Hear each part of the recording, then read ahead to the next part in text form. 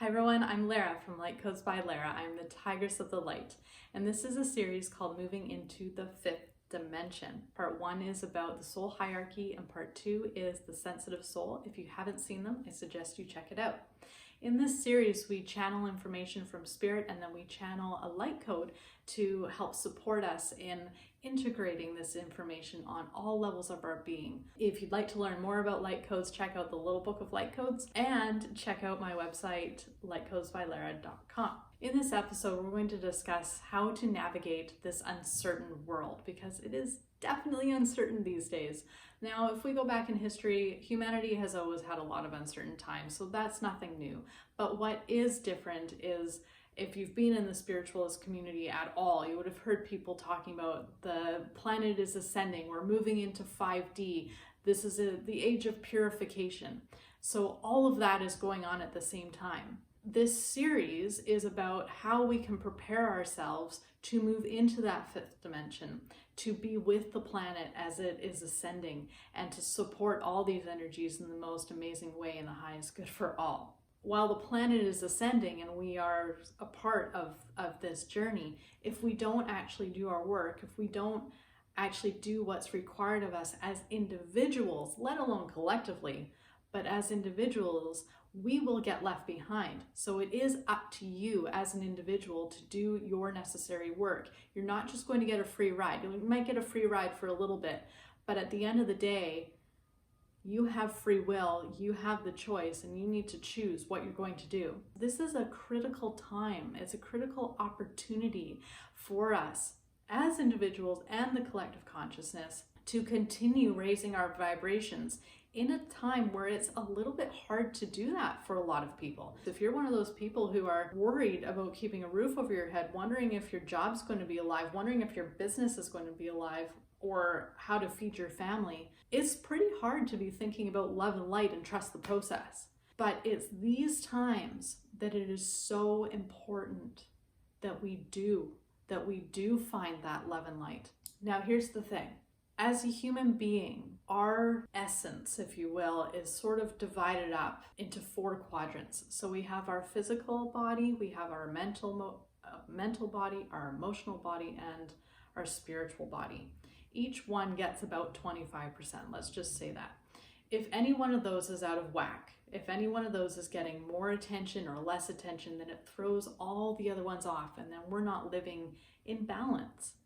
So if we're hyper-focused on our physical needs, on survival, okay, even though that is critical, and we do need to focus on that, we still need to give ourselves the attention in those other quadrants. If we're hyper-focused on physical and you're neglecting your spiritual because maybe you're not feeling very supported by spirit, maybe you've lost your connection with spirit because you're in the fear that's being fed to us 24/7, that's flying around, that everywhere you look, we are being fed fear. We are being fed so much chaos and uncertainty. It's a very natural thing to be concerned about what's going to happen in the future. But if we're hyper focused on that, and then we're neglecting our spiritual body, and we're creating a greater gap between maybe the connection that we have with our spirit guides, with spirit, with source, with the universe, or with God, however you see your connection with the thing that's greater than yourself. We need to find that connection anywhere we can. Often when that connection's lost, it's because we're feeling depressed, it's because we're feeling scared, it's because our vibration has actually lowered to the point where it makes it hard for us to reach spirit and for spirit to reach us. So the third dimension, let's just say there's a space like this, and the third dimension is this range, 3D, and then now we cross into 4th D, and down here it's 3D, and you cross into 2D down here. There's a range here. If we're hovering around here, we can still go up and we can still connect with spirit, but if we're hovering really low, that's a far bigger gap, and it's much harder for us to connect then with these higher frequency beings who try their very best to support us. We need to actually borrow faith from someone else. So for example, you're watching me. I feel connected. I am connected, and I do have that faith. I do have that trust. So you can watch me and you can actually use me to help get yourself that connection, to help yourself know that it is still there, that you haven't been abandoned, that you're still a part of it all. Or you find it in maybe watching a movie or reading a book or listening to a podcast or the radio, or however it is that you can find it for yourself. Know that you can get that sense back from outside yourself for a moment, until you can find it for yourself again, until you can generate that for yourself again. Since we're in this challenging time and there is all these energies that are very low vibration going on, and we're thinking we want to be connected in the fifth dimension, we want to be on that ascension path, but we're like, I'm scared, I don't know what to do. We have to be raising our vibration. One of the key ways that we can do that is through our thoughts. Now, this is really, really important. Our thoughts and our beliefs have a direct biological impact on our bodies. You know this through epigenetics. If you haven't checked out Bruce Lipton's work, please do. Epigenetics is basically proven that we don't need to be a victim of our gene pool. Okay, so our ancestral line, let's say that we, in our ancestors, have had a bad knee that comes up around 60 years old. That's been passed down. And then now it's you. Now you're the one who's going to be 60 years old and you're wondering when your knee is going to go and you'll have to have the knee replacement surgery. What's happened is there's an energy that is wrapped up in that DNA that's been replicating, and it's been doing really well until it hits a certain point, and then the spelling goes off. And then the spelling goes off because it's hit this critical time where there's been an energy loss, like your ancestors have played out all the way along, and now it's your turn. There's been an energy loss, so now your knee starts to go because your DNA isn't replicating properly. So we don't actually need to be a victim to this. What can happen instead is that we change our thoughts and our beliefs, the ones that have been playing out in our ancestral line. Everybody's played out. If you watch, you say, oh, I'm never going to become my dad. I'm never going to become my mom. Well, yes, you do. It happens every time. Every human being since the dawn of time has always said, I won't be my parents.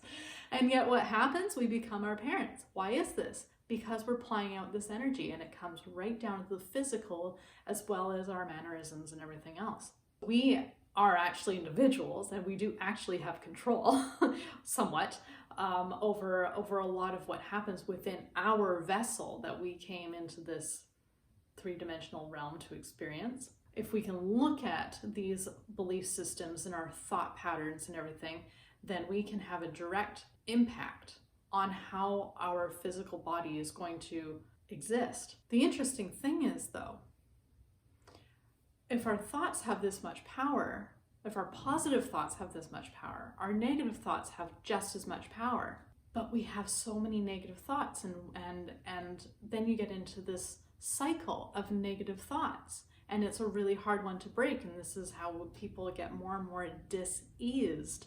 It's because we are in a state of dis-ease, and so you're just a breeding ground for unfortunate things to happen within our bodies, within and around us, because we become an attractor field to what we are producing. If we are producing positivity, then we become an attractor field for positivity. If we're producing negativity, then we're an attractor field for negativity. Our guts actually produce 90% of our serotonin. Our guts, approximately 90%. It's not in the brain. It's in the guts. Our gut flora, our microbiome becomes essential. This is an essential piece to this whole thought and belief pattern thing that the epigenetics is talking about. So I think first we need to look after our guts and start feeding our guts those things that is going to create a healthy flora. They have determined a relationship between the health of a gut and autism and various other mental health issues. There is a direct correlation. So what's happening? we need to look after our guts. And then once our guts are flourishing and a lot more healthy, because let's face it, a lot of the food that we're putting in our bodies isn't even considered food. So first we need to actually feed ourselves food that has real nutrients to it and actually nourish our body and nourish the good flora and all the good bacteria and all the good viruses that live inside us, all the good fungi, all that stuff. And that's going to kill out the bugs that are in there that aren't so good. And this is where our immune system is. So we're affecting our immune system, we're affecting our mental, emotional health. That's going to help us have more positive thoughts. It's going to help us create a more positive internal environment. That's going to help our DNA replicate better, and so on. So how do we navigate this uncertain world that we're in? By looking after these fundamental pieces of ourselves. Look after your gut. Look after your thought patterns. If you catch yourself with minor stresses, it's the minor stresses that can really get us. So those irritants, like somebody does something and you're just like, meh. But those are the stresses that really, you lose a lot of energy. You lose a lot of energy. If we have a catastrophic event, then you lose a whole bunch of energy all at once, and then you go about to repair it. But these little irritants, these little annoyances that are going out all the time, all day long, we are losing a ton of energy and not even knowing it. We're practicing those negative reactions. Be aware of your thoughts as best you can and ask yourself, why am I having this reaction? Feed yourself the good foods that's going to make your microbiome flourish. Look into that. I'm not a doctor. I can't be telling you what that is. We're in this age of purification. The stuff is coming up now to be cleared. And if you carry this is all baggage. You can't be carrying all that stuff with you as we move into this 5-dimensional reality. You can connect again to that 5-dimensional reality now, and you do that through the heart. Clear all this stuff out, and the more clear you get, the more you're able to step into this 5D reality. And I mean, we're not even there yet, and yet there's more and more people who are able to step into it, at least for a moment. At least for a moment. They know it's there, they know what it feels like. And the more of us who are able to do that, it's going to make it easier for everybody else. So we are going to channel Light Code to help us understand and integrate this whole process a little bit more. So we like to use our iPad Pro. I like Procreate.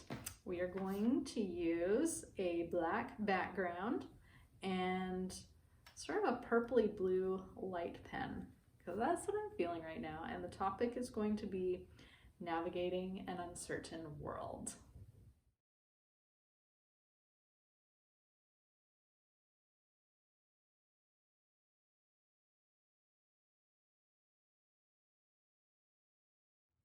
Okay, here we go.